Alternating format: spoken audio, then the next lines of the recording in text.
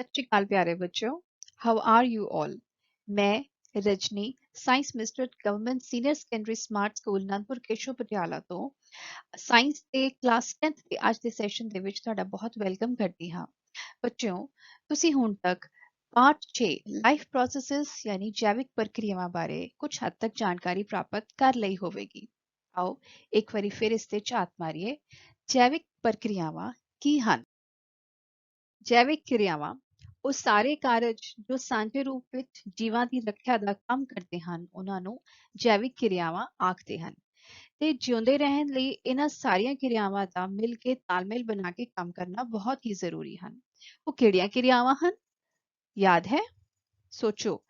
ਪੋਸ਼ਣ यानी कि न्यूट्रिशन, साह क्रिया रेस्पिरेशन, परिवहन ट्रांसपोर्टेशन या सर्कुलेशन, मल त्याग एक्सक्रीशन। ਬੱਚਿਓ, ਸਾਡੇ ਦੁਆਰਾ ਖਾਧਾ ਗਿਆ ਭੋਜਨ ਆਕਸੀਕ੍ਰਿਤ ਹੋ ਕੇ ਸਰੀਰ ਨੂੰ ਭਰਪੂਰ ਮਾਤਰਾ ਵਿੱਚ એનર્ਜੀ ਦਿੰਦਾ ਹੈ ਤੇ ਜੋ ਕਿ ਬਲੱਡ ਰਾਹੀਂ ਸਰੀਰ ਦੇ ਬਾਕੀ ਸਾਰੇ ਭਾਗਾਂ ਤੱਕ ਵੀ ਪਹੁੰਚ ਜਾਂਦਾ ਹੈ। ਬੱਚਿਓ, ਹੁਣ ਸਰੀਰ ਦੇ ਵਿੱਚ ਜਦੋਂ ਇਹ ਸਾਰੀਆਂ ਐਕਟੀਵਿਟੀਜ਼ ਹੋ ਰਹੀਆਂ ਹੁੰਦੀਆਂ ਹਨ ਤਾਂ ਉਸ ਦੇ ਨਾਲ ਕੁਝ ਐਸੇ ਪ੍ਰੋਡਕਟਸ ਵੀ ਪੈਦਾ ਹੋ ਜਾਂਦੇ ਹਨ ਜੋ ਸਾਨੂੰ ਨਹੀਂ ਚਾਹੀਦੇ। ਇਹਨਾਂ ਨੂੰ ਅਸੀਂ ਕੀ ਕਹਾਂਗੇ? ਵੇਸਟ ਪ੍ਰੋਡਕਟਸ ਜਾਂ ਵਾਧੂ ਪਦਾਰਥ। ਠੀਕ ਹੈ, ਜਿਵੇਂ ਕਿ ਕਾਰਬਨ ਡਾਈਆਕਸਾਈਡ ਤੇ ਕੁਝ ਨਾਈਟ੍ਰੋਜਨਸ ਕੰਪਾਊਂਡ ਜਿਵੇਂ ਯੂਰੀਆ ਜਾਂ ਯੂਰਿਕ ਐਸਿਡ। ਇੱਕ ਐਗਜ਼ਾਮਪਲ ਦੇਖਦੇ ਹਾਂ। ਜਦੋਂ ਤੁਹਾਡੇ ਕਿਚਨ ਵਿੱਚ ਖਾਣਾ ਬਣਦਾ ਹੈ ਤਾਂ ਤੁਸੀਂ ਕਿਚਨ ਦਾ ਵੇਸਟ ਕਿੱਥੇ ਸੁੱਟਦੇ ਹੋ? ਸੋਚੋ। ਯੈਸ, ਡਸਟਬਿਨ ਦੇ ਵਿੱਚ। ਤੇ ਜੇ ਆਪਾਂ ਇਸ ਤਰ੍ਹਾਂ ਨਹੀਂ ਕਰਾਂਗੇ ਤਾਂ ਫਿਰ ਕੀ ਹੋਵੇਗਾ? ਸੋਚੋ, ਇਹ ਸਾਰਾ ਦਾ ਸਾਰਾ ਵੇਸਟ ਡਸਟਬਿਨ ਵਿੱਚ ਕਲੈਕਟ ਹੋਇਆ ਹੈ, ਜੇਕਰ ਬਾਹਰ ਨਹੀਂ ਸੁੱਟਿਆ ਜਾਂਦਾ ਤਾਂ ਫਿਰ ਕੀ ਹੋਵੇਗਾ? ऑब्वियसली डस्टबिन ओवरफ्लो हो जाएगा और कचरा इधर उधर फैलेगा ਤੇ ਫਿਰ ਕੀ ਹੋਵੇਗਾ? ਬਿਮਾਰੀਆਂ ਫੈਲਣਗੀਆਂ। ਸੋ ਇਸ ਲਈ ਇਸ ਵੇਸਟ ਨੂੰ ਜਲਦੀ ਤੋਂ ਜਲਦੀ ਹਟਾਉਣਾ ਬਹੁਤ ਹੀ ਜ਼ਿਆਦਾ ਜ਼ਰੂਰੀ ਹੈ। ਸਿਮਿਲਰਲੀ ਬੱਚਿਓ, ਲਿਵਿੰਗ ਆਰਗੇਨਿਜ਼ਮਸ ਦੇ ਵਿੱਚ ਵੀ ਕੁਝ ਇਸੇ ਤਰੀਕੇ ਦਾ ਹੁੰਦਾ ਹੈ। ਸਾਡੇ ਸੈਲਸ ਬਹੁਤ ਸਾਰਾ ਕੰਮ ਕਰਦੇ ਹਨ ਤੇ ਨਾਲ ਹੀ ਕੁਝ ਵੇਸਟ ਵੀ ਪ੍ਰੋਡਿਊਸ ਹੋ ਜਾਂਦੇ ਹਨ। ਸੋ ਇਸ ਵੇਸਟ ਨੂੰ ਜੇਕਰ ਸਰੀਰ ਤੋਂ ਬਾਹਰ ਨਾ ਕੱਢਿਆ ਗਿਆ ਤਾਂ ਉਹਨਾਂ ਵਿੱਚ ਵੀ ਵੇਸਟ ਜਮਾ ਹੋ ਜਾਵੇਗਾ, ਜੋ ਕਿ ਸਰੀਰ ਦੇ ਵਿੱਚ ਇੱਕ ਟਾਕਸਿਕ ਇਫੈਕਟਸ ਪੈਦਾ ਕਰੇ। ਤੋ ਲਿਵਿੰਗ ਆਰਗੇਨਿਜ਼ਮਸ ਇਹ ਵੇਸਟ ਕਿਵੇਂ ਰਿਲੀਜ਼ ਕਰਦੇ ਹਨ ਤੇ ਇਸ ਨੂੰ ਕਰਨ ਦੇ ਲਈ ਕਿਹੜੀ ਪ੍ਰਣਾਲੀ ਜਾਂ ਕਿਹੜਾ ਸਿਸਟਮ ਕੰਮ ਕਰਦਾ ਹੈ, ਆਓ ਵੇਖੀਏ। ਬੱਚਿਓ, ਇਸ ਕੰਪਲੀਟ ਪ੍ਰੋਸੈਸ ਨੂੰ ਜਿਸ ਵਿੱਚ ਆਰਗੇਨਿਜ਼ਮ ਸਰੀਰ ਵਿੱਚ ਹੋਣ ਵਾਲੀਆਂ ਸਾਰੀਆਂ ਮੈਟਾਬੋਲਿਕ ਐਕਟੀਵਿਟੀਜ਼ ਦੌਰਾਨ ਪੈਦਾ ਹੋਏ ਹਾਨੀਕਾਰਕ ਪਦਾਰਥਾਂ ਨੂੰ ਸਰੀਰ ਤੋਂ ਬਾਹਰ ਕੱਢਦਾ ਹੈ, ਉਸ ਨੂੰ ਐਕਸਕ੍ਰੀਸ਼ਨ ਜਾਂ ਮਲ ਤਿਆਗ ਕਹਿੰਦੇ ਹਨ।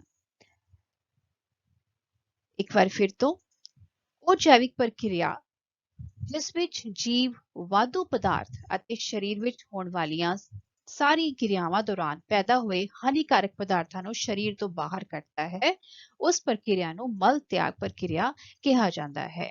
ਜਾਂ excretion is the process by which the waste products produced during metabolic activities is removed from the body. ਬੱਚਿਓ, ਹੁਣ ਇਸ ਦੀ ਕੀ ਮਹੱਤਤਾ ਹੈ? ਇਹ ਸਾਡੇ ਲਈ ਬਹੁਤ ਇੰਪੋਰਟੈਂਟ ਹੈ। ਕਿਉਂ? ਕਿਉਂਕਿ ਇਸ ਵਿਧੀ ਰਾਹੀਂ ਸਰੀਰ ਵਿੱਚ ਪੈਦਾ ਹੋਏ ਅਣਚਾਹੇ ਵਾਧੂ ਪਦਾਰਥਾਂ ਤੋਂ ਸਾਨੂੰ ਛੁਟਕਾਰਾ ਮਿਲ ਜਾਂਦਾ ਹੈ, ਜੋ ਕਿ ਸਰੀਰ ਦੇ ਵਿੱਚ ਜੇ ਰਹਿ ਜਾਣ ਤਾਂ ਸਾਡੇ ਲਈ ਬਹੁਤ ਹਾਨੀਕਾਰਕ ਵੀ ਹੋਣਗੇ। ਨਾਲ ਹੀ ਸਰੀਰ ਦੇ ਵਿੱਚ ਪਾਣੀ ਦੀ ਮਾਤਰਾ ਨੂੰ ਵੀ ਇਹ ਪ੍ਰਣਾਲੀ ਕੰਟਰੋਲ ਕਰਦੀ ਹੈ ਔਰ ਨਾਲ ਹੀ ਸਰੀਰ ਦੇ ਵਿੱਚ ਆਇਨਾਂ ਦੀ ਸੰਘਣਤਾ ਨੂੰ ਵੀ ਕੰਟਰੋਲ ਵਿੱਚ ਰੱਖਦੀ ਹੈ। ਬੱਚਿਓ, ਮਨੁੱਖ ਵਰਗੇ ਬਹੁਸੈਲੀ ਜੀਵ ਵੇਸਟ ਪ੍ਰੋਡਕਟਸ ਨੂੰ ਬਾਹਰ ਕੱਢਣ ਦੇ ਲਈ ਕੁਝ ਸਪੈਸ਼ਲ ਆਰਗਨਸ ਤੋਂ ਬਣੇ ਇੱਕ ਸਪੈਸ਼ਲ ਆਰਗਨ ਸਿਸਟਮ ਦੀ ਵਰਤੋਂ ਕਰਦੇ ਹਨ, ਜਿਸ ਨੂੰ ਅਸੀਂ ਕੀ ਬੋਲਦੇ ਹਾਂ? ਐਕਸਕ੍ਰੀਟਰੀ ਸਿਸਟਮ ਜਾਂ ਮਲ ਤਿਆਗ ਪ੍ਰਣਾਲੀ। ਆਓ ਇਸ ਪ੍ਰਣਾਲੀ ਦੇ ਕੁਝ ਭਾਗਾਂ ਬਾਰੇ ਜਾਣਕਾਰੀ ਪ੍ਰਾਪਤ ਕਰੀਏ। ਇਸ ਵਿੱਚ ਕਿਡਨੀ ਦਾ ਇੱਕ ਪੈਰ ਹੁੰਦਾ ਹੈ ਜੋ ਬਲੱਡ ਨੂੰ ਫਿਲਟਰ ਕਰਕੇ ਯੂਰਿਨ ਪ੍ਰੋਡਿਊਸ ਕਰਦਾ ਹੈ, ਜਿਵੇਂ ਕਿ ਤੁਸੀਂ ਇਸ ਚਿੱਤਰ ਵਿੱਚ ਦੇਖ ਰਹੇ ਹੋ। ਉਸ ਤੋਂ ਬਾਅਦ ਇੱਕ ਜੋੜੀ ਯੂਰੇਟਰਸ ਜਾਂ ਮੂਤਰ ਵਹਿਣੀ ਹੁੰਦਾ ਹੈ ਜੋ ਯੂਰਿਨ ਨੂੰ ਕਿਡਨੀ ਤੋਂ ਯੂਰਿਨਰੀ ਬਲੈਡਰ ਤੱਕ ਪਹੁੰਚਾਉਂਦਾ ਹੈ।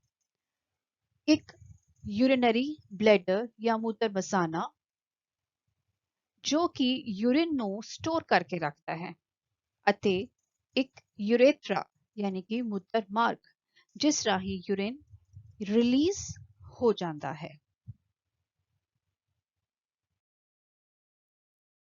ਬੱਚਿਓ, ਇਹ ਲਾਲ ਰੰਗ ਦੇ ਬੀਨ ਸ਼ੇਪ ਦੇ ਕਿਡਨੀਜ਼ ਦਾ ਜੋੜਾ ਹੈ। ਬਲੱਡ ਸਰੀਰ ਦੇ ਸਾਰੇ ਭਾਗਾਂ ਤੋਂ ਵੇਸਟ ਨੂੰ ਇਕੱਠਾ ਕਰਦਾ ਹੈ ਅਤੇ ਜਦੋਂ ਇਹ ਬਲੱਡ ਕਿਡਨੀਜ਼ ਦੇ ਵਿੱਚ ਦਾਖਲ ਹੁੰਦਾ ਹੈ ਤਾਂ ਕਿਡਨੀਜ਼ ਬਲੱਡ ਤੋਂ ਵੇਸਟ ਇਕੱਠਾ ਕਰਕੇ ਮੂਤਰ ਜਾਂ ਯੂਰਿਨ ਬਣਾਉਂਦੀ ਹੈ। ਕੀ ਤੁਹਾਨੂੰ ਪਤਾ ਹੈ ਕਿ ਯੂਰਿਨ ਦੇ ਵਿੱਚ 95% ਤਾਂ ਪਾਣੀ ਹੀ ਹੁੰਦਾ ਹੈ। ਕਿਡਨੀਜ਼ ਇਸ ਨੂੰ ਫਿਲਟਰ ਕਰਦੀ ਹੈ। ਇਸ ਤੋਂ ਬਾਅਦ ਕਿਡਨੀਜ਼ ਤੋਂ ਇਹ ਮੂਤਰ ਯੂਰੇਟਰਸ ਜਾਂ ਮੂਤਰ ਵਹਿਣੀਆਂ ਦੇ ਵਿੱਚ ਦਾਖਲ ਹੁੰਦਾ ਹੈ ਅਤੇ ਫਿਰ ਇਹ ਯੂਰੀਨਰੀ ਬਲੈਡਰ ਦੇ ਵਿੱਚ ਕੁਝ ਸਮੇਂ ਲਈ ਸਟੋਰ ਹੋ ਜਾਂਦਾ ਹੈ ਅਤੇ ਉਸ ਤੋਂ ਬਾਅਦ ਇਹ ਮੂਤਰ ਮਾਰਗ ਯਾਨੀ ਕਿ ਯੂਰੇਥਰਾ ਰਾਹੀਂ ਬਾਹਰ ਕੱਢ ਦਿੱਤਾ ਜਾਂਦਾ ਹੈ। ਬੱਚਿਓ, ਸਾਡਾ ਐਕਸਕ੍ਰੀਟਰੀ ਸਿਸਟਮ ਬਲੱਡ ਵਿੱਚੋਂ ਯੂਰੀਆ ਜੋ ਕਿ ਇੱਕ ਨਾਈਟ੍ਰੋਜਨੀ ਪਦਾਰਥ ਹੈ ਉਸਨੂੰ ਫਿਲਟਰ ਕਰਨ ਵਿੱਚ ਸਪੈਸ਼ਲਾਈਜ਼ਡ ਹੈ। ਪਰ ਯੂਰੀਆ ਤੋਂ ਇਲਾਵਾ ਹੋਰ ਵੀ ਕਈ ਵੇਸਟ ਮਟੀਰੀਅਲਸ ਜਾਂ ਵਾਧੂ ਪਦਾਰਥ ਪੈਦਾ ਹੁੰਦੇ ਹਨ, ਜਿਵੇਂ ਕਿ ਕਾਰਬਨ ਡਾਈਆਕਸਾਈਡ, ਵਾਧੂ ਪਾਣੀ, ਵਾਧੂ ਲੂਣ ਅਤੇ ਹੋਰ ਜ਼ਹਿਰੀਲੇ ਰਸਾਇਣ।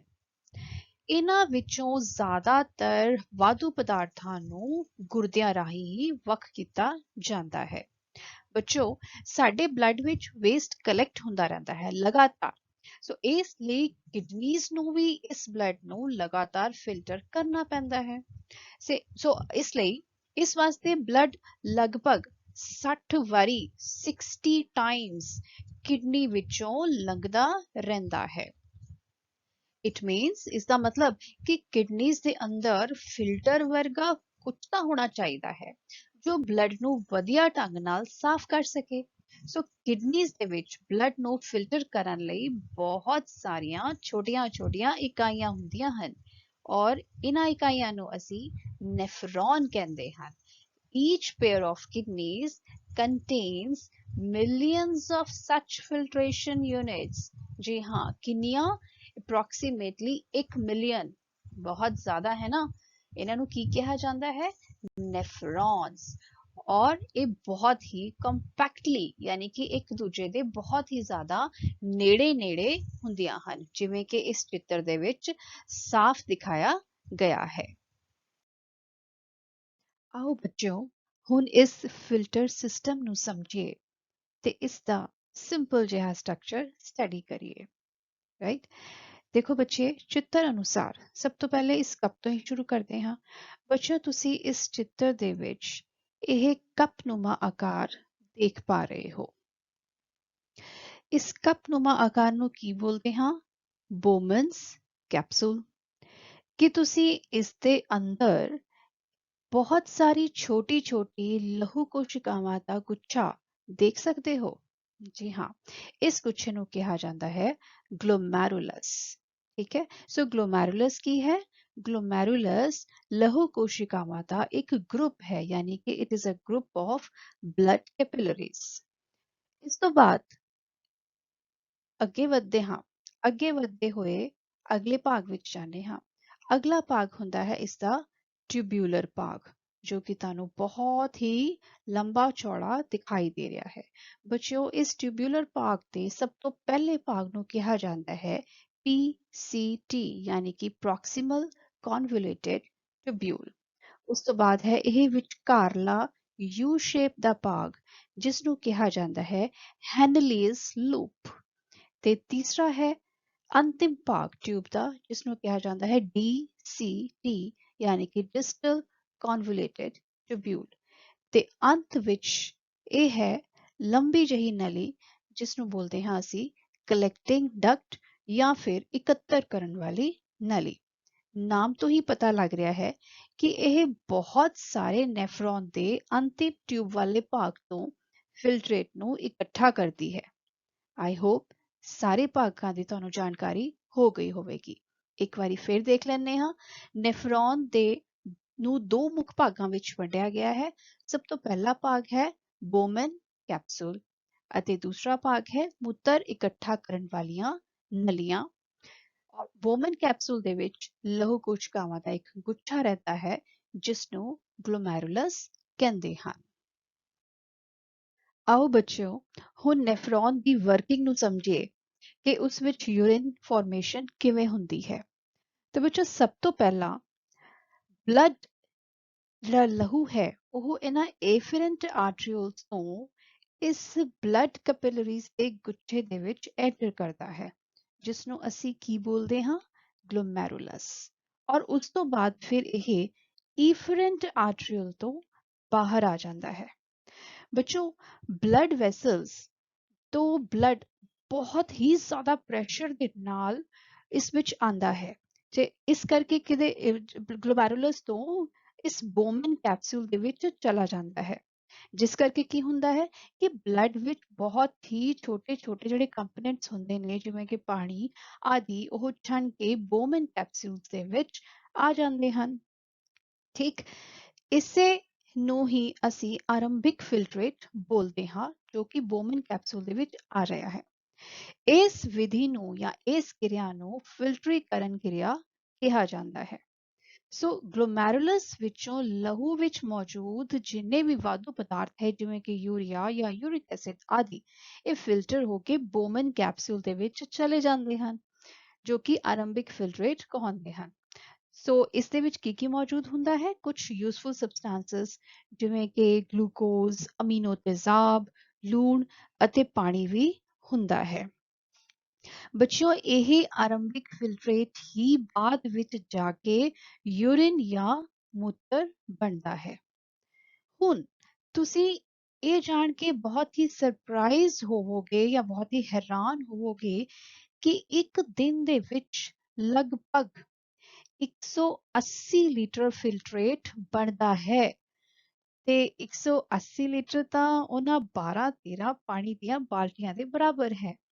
ਤੇ ਜ਼ਰਾ ਧਿਆਨ ਨਾਲ ਸੋਚੀਏ, ਇਹ ਬਹੁਤ ਜ਼ਿਆਦਾ ਹੈ ਨਾ, ਪਰ ਅਸੀਂ ਡੈਫੀਨੇਟਲੀ ਇੰਨਾ ਯੂਰਿਨ ਤਾਂ ਰਿਲੀਜ਼ ਨਹੀਂ ਕਰਦੇ। ਤਾਂ ਅਸਲ ਵਿੱਚ ਹੁੰਦਾ ਕੀ ਹੈ ਬੱਚਿਓ, ਜਦੋਂ ਇਹ ਆਰੰਭਿਕ ਫਿਲਟਰੇਟ ਨੈਫਰੋਨ ਦੇ ਨਲੀਦਾਰ ਹਿੱਸਿਆਂ ਵਿੱਚੋਂ ਲੰਘਦਾ ਹੈ, ਨਲੀਦਾਰ ਮਾਨੇ ਕਿ ਆਹ ਟਿਊਬੂਲਰ ਪਾਰਟਸ ਨੇ, ਤਾਂ ਇਸ ਵਿੱਚੋਂ ਯੂਸਫੁਲ ਸਬਸਟੈਂਸਸ ਜਿਵੇਂ ਕਿ ਗਲੂਕੋਜ਼, ਅਮੀਨੋ ਤੇਜ਼ਾਬ, ਕੁਝ ਲੂਣ, ਕੁਝ ਆਇਨਸ ਅਤੇ ਲੋੜੀਂਦਾ ਪਾਣੀ ਇਹ ਮੁੜ ਲਹੂ ਵਹਿਣੀਆਂ ਦੇ ਵਿੱਚ ਸੋਖ ਲਏ ਜਾਂਦੇ ਹਨ ਤੇ ਲਗਭਗ 99% ਜਿਹੜਾ ਫਿਲਟਰੇਟ ਹੈ ਉਹ ਨੈਫਰੋਨ ਤੋਂ ਬਲੱਡ ਵਿੱਚੋਂ ਰੀਐਬਜ਼ੌਰਬ ਹੋ ਜਾਂਦਾ ਹੈ। ਇਸੇ ਵਿਧੀ ਨੂੰ ਮੁੜ ਸੋਖਣ ਕਿਰਿਆ ਬੋਲਦੇ ਹਾਂ ਔਰ ਇੱਥੇ ਫਿਲਟਰੇਟ ਕੁਝ ਸੰਘਣਾ ਵੀ ਹੋ ਜਾਂਦਾ ਹੈ ਨਾ ਇੰਟਰਸਟਿੰਗ। ਹੁਣ ਬੱਚਿਓ, ਜੇਕਰ ਪਾਣੀ ਵੱਧ ਮਾਤਰਾ ਵਿੱਚ ਹੋਵੇ ਤਾਂ ਮੂਤਰ ਇਕੱਠਾ ਕਰਨ ਵਾਲੀਆਂ ਨਲੀਆਂ ਵਿੱਚੋਂ ਪਾਣੀ ਹੋਰ ਸੋਖਿਤ ਹੋ ਜਾਂਦਾ ਹੈ ਤੇ ਐਕਚੁਅਲ ਯੂਰਿਨ ਬਣਨ ਤੋਂ ਪਹਿਲਾਂ ਇੱਕ ਲਾਸਟ ਸਟੈਪ ਜਿਸ ਨੂੰ ਟਿਊਬੂਲਰ ਸਿਕ੍ਰੀਸ਼ਨ ਕਿਹਾ ਜਾਂਦਾ ਹੈ, ਇਸ ਸਟੈਪ ਵਿੱਚ ਕੀ ਹੁੰਦਾ ਹੈ, ਹੁਣ ਕੁਝ ਹਾਰਮਫੁਲ ਸਬਸਟੈਂਸਸ ਫਿਲਟਰੀਕਰਨ ਵੇਲੇ ਕੀ ਹੁੰਦਾ ਹੈ, ਬਲੱਡ ਤੋਂ ਫਿਲਟਰ ਨਹੀਂ ਹੁੰਦੇ। ਉਹ ਹਾਰਮਫੁਲ ਸਬਸਟੈਂਸਸ ਕੁਝ ਆਇਨਸ ਹੋ ਸਕਦੇ ਹਨ ਜਾਂ ਕੁਝ ਜ਼ਹਿਰੀਲੇ ਪਦਾਰਥ ਵੀ ਹੁੰਦੇ ਹਨ ਜੋ ਕਿ ਉਸ ਟਾਈਮ ਬਲੱਡ ਵਿੱਚੋਂ ਫਿਲਟਰ ਨਹੀਂ ਹੁੰਦੇ। ਤਾਂ ਇਸ ਲਈ ਬਲੱਡ ਵੈਸਲਸ ਉਹਨਾਂ ਹਾਰਮਫੁਲ ਸਬਸਟੈਂਸਸ ਨੂੰ ਨੈਫਰੋਨ ਦੇ ਨਲੀਦਾਰ ਭਾਗਾਂ ਵਿੱਚ ਭੇਜ ਦਿੰਦੀ ਹੈ ਤੇ ਅਲਟੀਮੇਟਲੀ ਜੋ ਫਿਲਟਰੇਟ ਕਲੈਕਟਿੰਗ ਡਕਟ ਜਾਂ ਇਕੱਤਰ ਕਰਨ ਵਾਲੀ ਨਲੀ ਤੋਂ ਨਿਕਲਦਾ ਹੈ ਉਸ ਨੂੰ ਹੀ ਯੂਰਿਨ ਕਹਿੰਦੇ ਹਾਂ। ਸੋ ਯੂਰਿਨ ਬੱਚਿਓ, ਉਸ ਦੇ ਵਿੱਚ ਕੇਵਲ ਯੂਰੀਆ ਹੀ ਨਹੀਂ ਹੁੰਦਾ ਬਲਕਿ ਕੁਝ ਲੂਣ ਤੇ ਪਾਣੀ ਵੀ ਹੁੰਦਾ ਹੈ। ਤੇ ਅਸੀਂ ਜੇ ਮੋਟਾ-ਮੋਟਾ ਦੇਖੀਏ ਤਾਂ ਇਹ ਦੋਨੋਂ ਲਾਸਟ ਟੂ ਦੇ ਸਟੈਪਸ ਜਿਵੇਂ ਕਿ ਸਿਲੈਕਟਿਵ ਰੀਅਬਜ਼ੌਰਪਸ਼ਨ, ਚੋਣਵਾਂ ਮੁੜ ਸੋਖਣ ਤੇ ਟਿਊਬੂਲਰ ਸਿਕ੍ਰੀਸ਼ਨ, ਇਹਨਾਂ ਦੋਨਾਂ ਵਿੱਚ ਕੁਝ ਖਾਸ ਅੰਤਰ ਹੈ।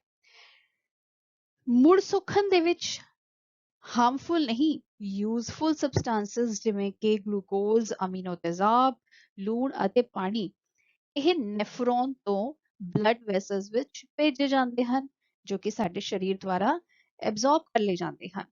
ਤੇ ਜਦਕਿ ਟਿਊਬੂਲਰ ਸਿਕ੍ਰੀਸ਼ਨ ਦੇ ਵਿੱਚ ਕੀ ਹੁੰਦਾ ਹੈ ਕਿ ਹਾਰਮਫੁਲ ਸਬਸਟੈਂਸਸ ਜਿਵੇਂ ਕਿ ਕੁਝ ਜ਼ਹਿਰੀਲੇ ਪਦਾਰਥ ਜੋ ਬਲੱਡ ਵਿੱਚ ਮੌਜੂਦ ਹੁੰਦੇ ਹਨ ਉਹ ਬਲੱਡ ਵੈਸਲਸ ਨੈਫਰੋਨ ਦੇ ਵਿੱਚ ਭੇਜ ਦਿੰਦੀਆਂ ਹਨ। ਬੱਚਿਓ, ਹੁਣ ਤੱਕ ਤਾਂ ਤੁਹਾਨੂੰ ਇਹ ਸਮਝ ਆ ਹੀ ਗਿਆ ਹੋਵੇਗਾ ਕਿ ਗੁਰਦੇ ਕਿੰਨੇ ਜ਼ਰੂਰੀ ਅੰਗ ਹਨ। ਪਰ ਕਦੇ-ਕਦੇ ਕੁਝ ਕਾਰਨਾਂ ਕਰਕੇ, ਜਿਵੇਂ ਕਿ ਕੋਈ ਇਨਫੈਕਸ਼ਨ ਜਾਂ ਸੱਟ ਆਦਿ ਲੱਗਣ ਨਾਲ ਗੁਰਦੇ ਕੰਮ ਕਰਨਾ ਬੰਦ ਕਰ ਦਿੰਦੇ ਹਨ। ਬੱਚਿਓ, ਜੇਕਰ ਦੋ ਗੁਰਦਿਆਂ ਦੇ ਵਿੱਚੋਂ ਇੱਕ ਗੁਰਦਾ ਵੀ ਕੰਮ ਕਰਦਾ ਰਹੇ ਤਾਂ ਵੀ ਕੁਝ ਹੱਦ ਤੱਕ ਬਲੱਡ ਪਿਊਰੀਫਿਕੇਸ਼ਨ ਜਾਂ ਬਲੱਡ ਕਲੀਨਿੰਗ ਦਾ ਕੰਮ ਚੱਲਦਾ ਰਹਿੰਦਾ ਹੈ। ਪਰ ਜੇਕਰ ਦੋਵੇਂ ਹੀ ਗੁਰਦੇ ਫੇਲ ਹੋ ਜਾਣ ਤਾਂ ਫਿਰ ਕੀ ਹੋਵੇਗਾ? ਸੋਚੋ। ਹਮ ਸਰੀਰ ਵਿੱਚ ਜ਼ਹਿਰੀਲੇ ਵਾਧੂ ਪਦਾਰਥਾਂ ਦੀ ਮਾਤਰਾ ਵੱਧ ਜਾਵੇਗੀ, ਜੋ ਕਿ ਬਹੁਤ ਹੀ ਜ਼ਿਆਦਾ ਖਤਰਨਾਕ ਜਾਂ ਡੇਂਜਰਸ ਹੋ ਸਕਦਾ ਹੈ। ਪਰ ਇਸ ਤੋਂ ਨਿਜਾਤ ਪਾਉਣ ਦੇ ਲਈ ਇੱਕ ਟੈਕਨੀਕ ਅਪਣਾਈ ਜਾਂਦੀ ਹੈ, ਜਿਸ ਨੂੰ ਅਸੀਂ ਬੋਲਦੇ ਹਾਂ ਬਰਨੌਟੀ ਗੁਰਦਾ ਜਾਂ ਡਾਇਲਿਸਿਸ, ਜਿਵੇਂ ਕਿ ਤੁਸੀਂ ਇਸ ਪਿਕਚਰ ਦੇ ਵਿੱਚ ਦੇਖ ਰਹੇ ਹੋ। ਬੱਚਿਓ, ਹੀਮੋਡਾਇਲਿਸਿਸ ਜਾਂ ਬਰਨੌਟੀ ਗੁਰਦਾ ਉਹ ਯੰਤਰ ਹੈ ਜੋ ਡਾਇਲਿਸਿਸ ਦੁਆਰਾ ਨਾਈਟ੍ਰੋਜਨੀ ਫਾਲਤੂ ਪਦਾਰਥ ਨੂੰ ਲਹੂ ਦੇ ਵਿੱਚੋਂ ਬਾਹਰ ਕੱਢ ਦਿੰਦਾ ਹੈ। ਬੱਚਿਓ, ਇਸ ਡਾਇਗਰਾਮ ਨੂੰ ਜਾਂ ਇਸ ਪਿਕਚਰ ਨੂੰ ਧਿਆਨ ਨਾਲ ਦੇਖੋ। ਇਹ ਇੱਕ ਆਰਟੀਫਿਸ਼ਲ ਕਿਡਨੀ ਮਸ਼ੀਨ ਹੁੰਦੀ ਹੈ ਔਰ ਇਸ ਵਿੱਚ ਬਹੁਤ ਸਾਰੀਆਂ ਨਲੀਆਂ ਜਾਂ ਟਿਊਬਸ ਹੁੰਦੀਆਂ ਹਨ, ਜਿਨ੍ਹਾਂ ਦੀ ਕੰਧ ਸੈਮੀ ਪਰਮੀਏਬਲ ਮੈਂਬਰੇਨ ਯਾਨੀ ਕਿ ਚੋਣਵੀਂ ਪਾਰਗਮਨ ਝਿੱਲੀ ਦੇ ਨਾਲ ਢਕੀ ਰਹਿੰਦੀ ਹੈ। ਸੋ ਇਹ ਸਾਰੀ ਟਿਊਬਸ ਜਿਹੜੀਆਂ ਹੁੰਦੀਆਂ ਹਨ, ਇਹਨਾਂ ਨੂੰ ਡਾਇਲਾਈਜ਼ਿੰਗ ਸੋਲਿਊਸ਼ਨ ਜਾਂ ਡਾਇਲਾਈਜ਼ਿੰਗ ਘੋਲ ਦੇ ਵਿੱਚ ਪਾਇਆ ਜਾਂਦਾ ਹੈ। ਹੁਣ ਮਰੀਜ਼ ਦਾ ਜਿਹੜਾ ਲਹੂ ਹੈ ਉਹ ਇਹਨਾਂ ਟਿਊਬਾਂ ਦੇ ਵਿੱਚੋਂ ਜਦੋਂ ਲੰਘਦਾ ਹੈ ਤਾਂ ਇਹਨਾਂ ਟਿਊਬਾਂ ਦੇ ਵਿੱਚੋਂ ਲੰਘਣ ਤੇ ਫਾਲਤੂ ਪਦਾਰਥ, ਜਿੰਨੇ ਵੀ ਫਾਲਤੂ ਪਦਾਰਥ ਹੁੰਦੇ ਹਨ, ਉਹ ਆਸਮੋਸਿਸ ਡਿਫਿਊਜ਼ਨ ਜਾਂ ਪਰਸਟਨ ਵਿਧੀ ਦੁਆਰਾ ਇਸ ਡਾਇਲਾਈਜ਼ਿੰਗ ਘੋਲ ਦੇ ਵਿੱਚ ਆ ਜਾਂਦੇ ਹਨ ਤੇ ਸਾਫ਼ ਹੋਇਆ ਲਹੂ, ਜਿਹੜਾ ਸ਼ੁੱਧ ਲਹੂ ਹੁੰਦਾ ਹੈ, ਉਸ ਨੂੰ ਮੁੜ ਰੋਗੀ ਦੇ ਸਰੀਰ ਦੇ ਵਿੱਚ ਪੰਪ ਕਰ ਦਿੱਤਾ ਜਾਂਦਾ ਹੈ, ਜਿਵੇਂ ਕਿ ਇਸ ਚਿੱਤਰ ਦੇ ਵਿੱਚ ਵੀ ਬਹੁਤ ਹੀ ਕਲੀਅਰਲੀ ਦਿਖਾਇਆ ਗਿਆ ਹੈ। ਦੇਖੋ ਇਹ ਬੱਚਿਓ, ਇਹ ਇੱਕ ਡਾਇਲਾਈਜ਼ਿੰਗ ਮਸ਼ੀਨ ਹੈ ਔਰ ਅੰਦਰ ਇਹ ट्यूब लाइक स्ट्रक्चर्स यानी कि नलियां बहुत ही क्लियरली विजिबल है। ठीक, और इस दे विच ਇਹ यूज्ड डायलिसिस फ्लूइड है यानी कि डायलाइजिंग कोल है। बच्चों, इस आर्टिफिशियल किडनी ਜਾਂ ਇਸ ਬਣਾਉਟੀ ਗੁਰਦੇ ਦੀ ਜਿਹੜੀ ਵਰਕਿੰਗ ਹੁੰਦੀ ਹੈ ਜਾਂ ਫੰਕਸ਼ਨਿੰਗ ਹੁੰਦੀ ਹੈ, ਉਹ ਲਗਭਗ ਸਾਡੀ ਕਿਡਨੀਜ਼ ਦੇ ਇਕੁਇਵਲੈਂਟ ਹੀ ਹੁੰਦੀ ਹੈ। ਬਟ ਸਿਰਫ ਇੱਕ ਹੀ ਅੰਤਰ ਹੁੰਦਾ ਹੈ ਕਿ ਇਸ ਵਿੱਚ ਮੁੜ ਜਜ਼ਬ ਕਰਨ ਦੀ ਕਿਰਿਆ ਨਹੀਂ ਹੁੰਦੀ। ਪਰ ਫਿਰ ਵੀ ਇਹ ਕਾਫੀ ਹੱਦ ਤੱਕ ਫਾਇਦੇਮੰਦ ਟੈਕਨੀਕ ਹੋ ਸਕਦੀ ਹੈ, ਜਿਸ ਦੇ ਨਾਲ ਕਿਸੇ ਦੀ ਵੀ ਜਾਂ ਕਿਸੇ ਵੀ ਵਿਅਕਤੀ ਦੀ ਜ਼ਿੰਦਗੀ ਨੂੰ ਅਸੀਂ ਬਚਾ ਸਕਦੇ ਹਾਂ। नो डाउट बच्चों, किडनी साडा प्राइमरी एक्सक्रीटरी ऑर्गन है जो ब्लड प्यूरिफिकेशन ਦਾ ਕੰਮ ਕਰਦਾ ਹੈ। ਪਰ ਇਸ ਤੋਂ ਇਲਾਵਾ ਵੀ ਸਾਡੇ ਸਰੀਰ ਦੇ ਵਿੱਚ ਕਈ ਹੋਰ ਐਕਸਕ੍ਰੀਟਰੀ ਆਰਗਨਸ ਜਾਂ ਮਲ ਤਿਆਗ ਦੇ ਅੰਗ ਹੁੰਦੇ ਹਨ। ਉਹ ਕਿਹੜੇ-ਕਿਹੜੇ? ਨੰਬਰ 1 ਤੇ ਚਮੜੀ ਯਾਨੀ ਕਿ ਸਕਿਨ। ਚਮੜੀ ਦੇ ਹੇਠਾਂ ਜਾਂ ਸਕਿਨ ਦੇ ਅੰਦਰ ਸਵੈਟ ਗਲੈਂਡਸ ਹੁੰਦੇ ਹਨ ਜਾਂ ਪਸੀਨਾ ਗ੍ਰੰਥੀਆਂ। ਅੱਜਕੱਲ ਬਹੁਤ ਗਰਮੀ ਹੈ ਤਾਂ ਤੁਸੀਂ ਪਸੀਨਾ ਨਿਕਲਦਾ ਹੋਇਆ ਤਾਂ ਵੇਖਿਆ ਹੀ ਹੋਏਗਾ। ਤੇ ਇਸ ਪਸੀਨੇ ਰਾਹੀਂ ਕਾਫੀ ਮਾਤਰਾ ਦੇ ਵਿੱਚ ਵਾਧੂ ਪਾਣੀ ਜਾਂ ਲੂਣ ਜਾਂ ਸਾਲਟਸ ਬਾਹਰ ਨਿਕਲ ਜਾਂਦੇ ਹਨ। ਉਸ ਤੋਂ ਬਾਅਦ ਦੂਸਰਾ ਹੈ ਲੰਗਸ ਯਾਨੀ ਕਿ ਸਾਡੇ ਫੇਫੜੇ। ਬੱਚਿਓ, ਫੇਫੜੇ ਰਾਹੀਂ, ਜਿਵੇਂ ਕਿ ਪਹਿਲੇ ਹੀ ਚਰਚਾ ਕੀਤੀ ਜਾ ਚੁੱਕੀ ਹੈ, ਕਾਰਬਨ ਡਾਈਆਕਸਾਈਡ ਜੋ ਕਿ ਸਾਡੇ ਸਰੀਰ ਲਈ ਇੱਕ ਫालतू ਜਾਂ ਵਾਧੂ ਪਦਾਰਥ ਹੀ ਹੈ, ਉਹ ਬਾਹਰ ਐਕਸਪੈਲ ਕਰ ਦਿੱਤਾ ਜਾਂਦਾ ਹੈ। ਅੱਗੇ ਹੈ ਜਿਗਰ ਯਾਨੀ ਕਿ ਲਿਵਰ। ਲਿਵਰ ਦੇ ਵਿੱਚੋਂ ਵੀ ਕਈ ਪਿਗਮੈਂਟਸ ਜੋ ਹੈ ਉਹ ਸਰੀਰ ਵਿੱਚੋਂ ਇੰਟੈਸਟਾਈਨਸ ਯਾਨੀ ਕਿ ਆਂਤੜੀਆਂ ਰਾਹੀਂ ਸਾਡੇ ਸਰੀਰ ਤੋਂ ਬਾਹਰ ਨਿਕਲ ਜਾਂਦੇ ਹਨ। ਸੋ ਕਿਡਨੀ ਦੇ ਨਾਲ ਇਹ 3 ਹੋਰ ਅੰਗ ਵੀ ਹਨ ਜੋ ਮਲ ਤਿਆਗ ਦਾ ਕੰਮ ਕਰਦੇ ਹਨ। ਚਮੜੀ ਯਾਨੀ ਕਿ ਸਕਿਨ, ਫੇਫੜੇ ਯਾਨੀ ਕਿ ਲੰਗਸ, ਜਿਗਰ ਯਾਨੀ ਲਿਵਰ। ਬੱਚਿਓ, ਐਨੀਮਲਸ ਜਾਂ ਹਿਊਮਨ ਬੀਇੰਗਸ ਦੀ ਤਰ੍ਹਾਂ ਪਲਾਂਟਸ ਦੇ ਵਿੱਚ ਵੀ ਐਕਸਕ੍ਰੀਸ਼ਨ ਕਿਰਿਆ ਹੁੰਦੀ ਹੈ, ਕਿਉਂਕਿ ਉਹ ਵੀ ਤਾਂ ਸਾਡੀ ਤਰ੍ਹਾਂ ਲਿਵਿੰਗ ਆਰਗੇਨਿਜ਼ਮ ਹੀ ਹਨ। ਤੇ ਆਓ ਵੇਖੀਏ ਕਿ ਪਲਾਂਟਸ ਆਪਣੇ ਅੰਦਰ ਜਮਾ ਹੋਏ ਫालतू ਪਦਾਰਥਾਂ ਨੂੰ ਕਿਵੇਂ ਐਕਸਕ੍ਰੀਟ ਕਰਦਾ ਹੈ ਜਾਂ ਕਿਵੇਂ ਉਸ ਤੋਂ ਛੁਟਕਾਰਾ ਪਾਉਂਦਾ ਹੈ। ਸੋ ਪੌਦਿਆਂ ਵਿੱਚ ਮਲ ਤਿਆਗ ਕਿਰਿਆ ਐਕਸਕ੍ਰੀਸ਼ਨ ਇਨ ਪਲਾਂਟਸ ਕਿਵੇਂ ਹੁੰਦੀ ਹੈ। ਸਭ ਤੋਂ ਪਹਿਲਾਂ ਜਿਹੜੀ ਸਭ ਤੋਂ ਜ਼ਿਆਦਾ ਵਰਤੀ ਜਾਣ ਵਾਲੀ ਕਿਰਿਆ ਹੈ ਉਸ ਦਾ ਨਾਮ ਹੈ ਵਾਸ਼ਪ ਉਤਸਰਜਨ ਯਾਨੀ ਕਿ ਟ੍ਰਾਂਸਪੀਰੇਸ਼ਨ। ਤੁਸੀਂ ਇਸ ਪਿਕਚਰ ਦੇ ਵਿੱਚ ਵੀ ਦੇਖ ਰਹੇ ਹੋ ਬੱਚਿਓ ਕਿ ਇਹ ਇੱਕ ਪਲਾਂਟ ਹੈ ਤੇ ਪਲਾਂਟ ਦੇ ਵਿੱਚ ਵਾਸ਼ਪ ਉਤਸਰਜਨ ਕਿਰਿਆ ਰਾਹੀਂ ਇਹ ਪੌਦਾ ਆਪਣੇ ਅੰਦਰ ਜਮਾ ਹੋਏ ਵਾਧੂ ਪਾਣੀ ਨੂੰ ਬਾਹਰ ਲੀਫ ਦੀ ਸਰਫੇਸ ਤੋਂ ਬਾਹਰ ਕੱਢ ਰਿਹਾ ਹੈ। ਇਸ ਕਿਰਿਆ ਨੂੰ ਅਸੀਂ ਵਾਸ਼ਪ ਉਤਸਰਜਨ ਜਾਂ ਟ੍ਰਾਂਸਪੀਰੇਸ਼ਨ ਬੋਲਦੇ ਹਾਂ। ਇਸੇ ਤਰੀਕੇ ਨਾਲ ਫालतू ਗੈਸਾਂ ਤੋਂ ਵੀ ਪੱਤਿਆਂ ਦੇ ਸਟੋਮੇਟਾ ਜਾਂ ਛੋਟੇ-ਛੋਟੇ ਜਿਹੜੇ ਛੇਕ ਹੁੰਦੇ ਹਨ ਪੱਤਿਆਂ ਰਾਹੀਂ ਉਹਨਾਂ ਦੁਆਰਾ ਇਹ ਪੌਦੇ ਨਿਜਾਤ ਪਾਉਂਦੇ ਹਨ ਯਾਨੀ ਇਸ ਤੋਂ ਛੁਟਕਾਰਾ ਪਾਉਂਦੇ ਹਨ। ਐਵੇਂ ਹੀ ਤੁਸੀਂ ਕੁਝ ਰੁੱਖਾਂ ਦੇ ਬਾਹਰ ਸਟੈਮ ਦੀ ਬਾਹਰਲੀ ਪਰਤ ਨੂੰ ਦੇਖਿਆ ਹੋਵੇਗਾ ਜਿਹੜੀ ਕਿ ਹਾਰਡ ਹੁੰਦੀ ਹੈ ਜਾਂ ਭੂਰੇ ਜਿਹੇ ਰੰਗ ਦੀ ਹੁੰਦੀ ਹੈ, ਬ੍ਰਾਊਨ ਕਲਰ ਦੀ ਹੁੰਦੀ ਹੈ ਬੱਚਿਓ, ਉਸਨੂੰ ਬਾਰਕ ਕਿਹਾ ਜਾਂਦਾ ਹੈ ਜਾਂ ਸੱਕ।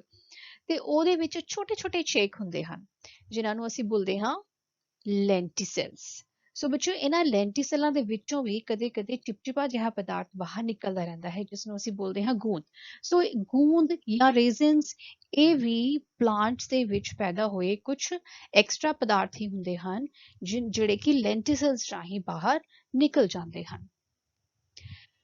ਇਸੇ ਤਰੀਕੇ ਨਾਲ ਬੱਚਿਓ ਇੱਕ ਸੀਜ਼ਨ ਆਉਂਦਾ ਹੈ ਜਿਸ ਨੂੰ ਅਸੀਂ ਬੋਲਦੇ ਹਾਂ ਆਟਮ ਸੀਜ਼ਨ ਜਾਂ ਪੱਤਝੜ। ਸੋ ਪੱਤਝੜ ਦੇ ਦੌਰਾਨ ਕੀ ਹੁੰਦਾ ਹੈ ਕਿ ਕੁਝ ਪੱਤੇ ਜਿਹੜੇ ਹਨ ਉਹ ਸੁੱਕ ਕੇ ਮੁਰਝਾ ਜਾਂਦੇ ਹਨ ਤੇ ਝੜ ਜਾਂਦੇ ਹਨ। ਸੋ ਉਹਨਾਂ ਦੇ ਝੜਨ ਦੇ ਨਾਲ ਵੀ ਮਲ ਉਤਪਾਦਾਂ ਤੋਂ ਪਲਾਂਟ ਜਾਂ ਪੌਦਾ ਜਿਹੜਾ ਹੈ ਉਹ ਛੁਟਕਾਰਾ ਪਾ ਲੈਂਦਾ ਹੈ। Now let's do some quick revision। ਤੇ ਦੁਹਰਾਈ ਲਈ ਕੁਝ ਪ੍ਰਸ਼ਨ ਹਨ ਜਿਸ ਦੇ ਉੱਤਰ ਤੁਸੀਂ ਦੇਣੇ ਹੈ। ਪਹਿਲਾ ਪ੍ਰਸ਼ਨ, ਉਹ ਕਿਰਿਆ ਜਿਸ ਰਾਹੀਂ ਮਨੁੱਖੀ ਮਲ ਉਤਪਾਦਾਂ ਨੂੰ ਬਾਹਰ ਕੱਢਿਆ ਜਾਂਦਾ ਹੈ ਜਾਂ process through which human body waste materials are excreted out। ਜੀ ਹਾਂ, ਬਿਲਕੁਲ ਸਹੀ। ਉਸ ਕਿਰਿਆ ਦਾ ਨਾਮ ਹੈ ਮਲ ਤਿਆਗ ਕਿਰਿਆ ਜਾਂ excretion। ਸੈਕੰਡ ਕੁਐਸਚਨ, ਮਨੁੱਖ ਵਿੱਚ ਗੁਰਦੇ ਡੈਸ਼ ਤੰਤਰ ਪ੍ਰਣਾਲੀ ਦਾ ਭਾਗ ਹਨ। ਕਿਹੜੀ ਤੰਤਰ ਪ੍ਰਣਾਲੀ? ਯੈਸ, ਮਲ ਤਿਆਗ ਪ੍ਰਣਾਲੀ ਜਾਂ excretory system। Third question, dash ਗੁਰਦਿਆਂ ਦੀ ਰਚਨਾਤਮਕ ਅਤੇ ਕਾਰਜਾਤਮਕ ਇਕਾਈ ਹੈ। The structural and the functional unit of kidneys ਉਸਨੂੰ ਕੀ ਕਹਿੰਦੇ ਹਾਂ? ਹਾਂ, nephrons। fourth question, nephron ਰਾਹੀਂ ਡੈਸ਼ ਡੈਸ਼ ਅਤੇ ਡੈਸ਼ ਕੁਝ ਪਦਾਰਥਾਂ ਦਾ ਮੁੜ ਸੋਖਣ ਕੀਤਾ ਜਾਂਦਾ ਹੈ। ਉਹ ਪਦਾਰਥ ਕਿਹੜੇ ਹਨ? ਸੋਚੋ। ਹਾਂ, ਬਿਲਕੁਲ ਸਹੀ, ਗਲੂਕੋਜ਼, ਅਮੀਨੋ ਤੇਜ਼ਾਬ, ਲੂਣ ਅਤੇ ਪਾਣੀ। ਅਗਲਾ ਸਵਾਲ, ਇੱਕ ਯੰਤਰ ਹੈ ਜਿਸ ਰਾਹੀਂ ਰੋਗੀ ਦੇ ਸਰੀਰ ਦੇ ਵਿੱਚੋਂ ਨਾਈਟ੍ਰੋਜਨੀ ਫालतू ਪਦਾਰਥਾਂ ਨੂੰ ਬਾਹਰ ਕੱਢਿਆ ਜਾਂਦਾ ਹੈ ਤਾਂ ਉਸ ਯੰਤਰ ਨੂੰ ਕੀ ਬੋਲਦੇ ਹਾਂ ਅਸੀਂ? ਯੈਸ, ਬਨੌਟੀ ਗੁਰਦਾ ਜਾਂ ਹੀਮੋਡਾਇਲਿਸਿਸ। ਇਸ ਤੋਂ ਇਲਾਵਾ ਬੱਚਿਓ ਕੁਝ ਹੋਰ ਵੀ ਜ਼ਰੂਰੀ ਪ੍ਰਸ਼ਨ ਹਨ ਜੋ ਕਿ ਬੋਰਡ ਦੇ ਐਗਜ਼ਾਮਸ ਦੇ ਵਿੱਚ ਅਕਸਰ ਹੀ ਪੁੱਛੇ ਜਾਂਦੇ ਹਨ। ਸੋ ਫਟਾਫਟ ਇਹਨਾਂ ਨੂੰ ਨੋਟ ਕਰ ਲਓ। ਸਭ ਤੋਂ ਪਹਿਲਾ ਪ੍ਰਸ਼ਨ, ਨੈਫਰੋਨ ਦੀ ਰਚਨਾ ਅਤੇ ਕਾਰਜ ਵਿਧੀ ਦੀ ਵਿਆਖਿਆ ਕਰੋ। Describe the structure and functioning of nephrons। ਅਗਲਾ ਪ੍ਰਸ਼ਨ, ਮੂਤਰ ਬਣਨ ਦੀ ਮਾਤਰਾ ਕਿਵੇਂ ਨਿਯਮਿਤ ਹੁੰਦੀ ਹੈ? How is the amount of urine produced is regulated। ਸੋ ਇਸ ਦਾ ਆਨਸਰ ਥੋੜਾ ਜਿਹਾ ਮੈਂ ਤੁਹਾਨੂੰ ਹਿੰਟ ਦੇ ਦਿੰਨੀ ਹਾਂ ਕਿ ਮੂਤਰ ਬਣਨ ਦੀ ਜਿਹੜੀ ਮਾਤਰਾ ਹੈ ਉਹ ਗੁਰਦਿਆਂ ਰਾਹੀਂ ਹੀ ਨਿਯਮਿਤ ਹੁੰਦੀ ਹੈ ਯਾਨੀ ਕਿ ਸਾਡੀ ਕਿਡਨੀਜ਼ ਹੀ ਡਿਸਾਈਡ ਕਰਦੀ ਹੈ। ਤੇ ਮੂਤਰ ਬਣਨ ਦੀ ਮਾਤਰਾ ਇਸ ਗੱਲ ਤੇ ਵੀ ਨਿਰਭਰ ਕਰਦੀ ਹੈ ਕਿ ਉਸ ਵਿੱਚ ਕਿੰਨਾ ਵਾਧੂ ਪਾਣੀ ਹੈ ਜਾਂ ਮੂਤਰ ਵਰਧਕ ਪਦਾਰਥ ਜਿਵੇਂ ਚਾਹ, ਕੌਫੀ ਆਦਿ ਪਾਣੀ ਦੇ ਵਿੱਚ ਘੁਲੇ ਹੋਏ ਹਨ। ਅਗਲਾ ਸਵਾਲ, ਥਰਡ ਕੁਐਸਚਨ, ਪੌਦਿਆਂ ਦੁਆਰਾ ਮਲ ਉਤਪਾਦਾਂ ਤੋਂ ਛੁਟਕਾਰਾ ਪਾਉਣ ਲਈ ਕਿਹੜੀਆਂ ਵਿਧੀਆਂ ਦੀ ਵਰਤੋਂ ਕੀਤੀ ਜਾਂਦੀ ਹੈ? What are the methods used by plants to get rid of excretory products? ਤੇ ਲਾਸਟ ਪਰ ਬਹੁਤ ਹੀ ਇੰਪੋਰਟੈਂਟ ਕੁਐਸਚਨ, ਮਲ ਤਿਆਗ ਪ੍ਰਣਾਲੀ ਦੇ ਭਾਗਾਂ ਨੂੰ ਲੇਬਲ ਕਰੋ। Label the various parts of urinary system। ਬੱਚਿਓ ਇਹ ਪ੍ਰਸ਼ਨ ਬਹੁਤ ਇੰਪੋਰਟੈਂਟ ਹੈ ਤੇ ਮੈਂ ਆਸ ਕਰਦੀ ਹਾਂ ਕਿ ਤੁਹਾਨੂੰ ਇਸ ਦੇ ਸਾਰੇ ਭਾਗਾਂ ਦੇ ਨਾਮ ਆਉਂਦੇ ਹੋਣਗੇ। A ਪਾਰਟ ਤੇ ਕੀ ਹੈ? ਕਿਡਨੀਜ਼। B ਕੀ ਹੈ? ਯੂਰੇਟਰ। C ਯੂਰਿਨਰੀ ਬਲੈਡਰ ਤੇ D ਯੂਰੇਥਰਾ। ਬੱਚਿਓ, ਮੈਂ ਆਸ ਕਰਦੀ ਹਾਂ ਤੁਸੀਂ ਅੱਜ ਦੇ ਇਸ ਟੌਪਿਕ ਵਿੱਚੋਂ ਕੁਝ ਨਵਾਂ ਤਾਂ ਜ਼ਰੂਰ ਸਿੱਖਿਆ ਹੋਵੇਗਾ। So keep learning and drink plenty of water to keep your kidneys clean. Thank you.